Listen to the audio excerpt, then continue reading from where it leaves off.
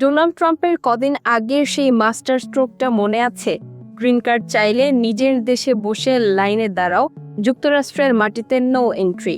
ব্যাস, ট্রাম্পের এই গুগলিতে পুরো দুনিয়া যখন ক্লিন বোল্ড হওয়ার আশঙ্কায়, ঠিক তখনই জানা গেল খোদ ট্রাম্পের এই নিখুঁত প্ল্যানটাই এখন আইনি আর টেকনিক্যাল নো বলে ফ্রি হিট খেতে যাচ্ছে।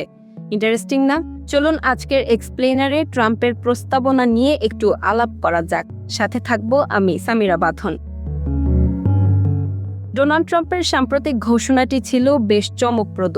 যারা যুক্তরাষ্ট্রে গ্রিন কার্ডের আবেদন করতে চান তাদের যুক্তরাষ্ট্রের ভেতরে থেকে নয়, বরং নিজ দেশে বসেই পুরো প্রক্রিয়া শেষ করতে হবে। ট্রাম্পের যুক্তি ছিল এতে করে যুক্তরাষ্ট্রে অবৈধভাবে লুকিয়ে থাকার প্রবণতা কমবে। কিন্তু এই সিকুয়েল বা পরবর্তী অধ্যায়ে দেখা যাচ্ছে ট্রাম্পের এই মুখে বলা পরিকল্পনা বাস্তবতার মাটিতে পা দিতেই ধপাস করে পড়ে যাচ্ছে।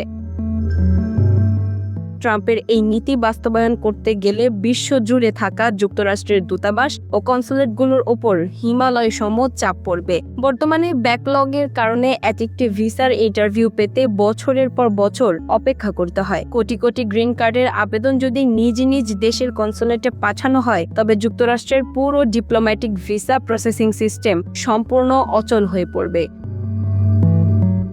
যুক্তরাষ্ট্রের বর্তমান আইন অনুযায়ী দেশটির ভেতরে বৈধ বা বিশেষ পরিস্থিতিতে থাকা ব্যক্তিরা অ্যাডজাস্টমেন্ট অফ স্ট্যাটাস এর মাধ্যমে গ্রিন কার্ডের আবেদন করতে পারেন। ট্রাম্পের নতুন নিয়মের কারণে অনেক শরণার্থী বা রাজনৈতিক আশ্রয় প্রার্থীকে বাধ্য হয়ে নিজ দেশে ফিরে যেতে হবে, যেখানে তাদের জীবন ঝুঁকিপূর্ণ। এই অমানবিক দিকটির কারণে মানবাধিকার সংগঠনগুলো ইতিমধ্যেই আদালতের দরজায় কড়া নাড়ছে।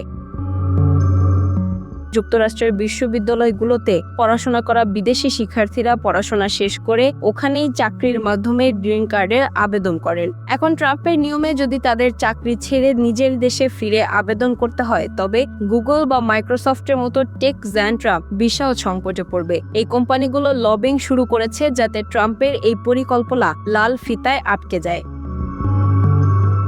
ট্রাম্পের নিজ দেশে বসে গ্রিন কার্ড নীতিটি জনসভায় হাততালি পাওয়ার জন্য দারুণ ছিল, কিন্তু যুক্তরাষ্ট্রের বর্তমান কনসুলার সিস্টেম, আইনি কাঠামো এবং কর্পোরেট স্বার্থের বেড়াজালে এই পরিকল্পনাটি আলোর মুখ দেখার আগেই ফাইল বন্দী হওয়ার পথে।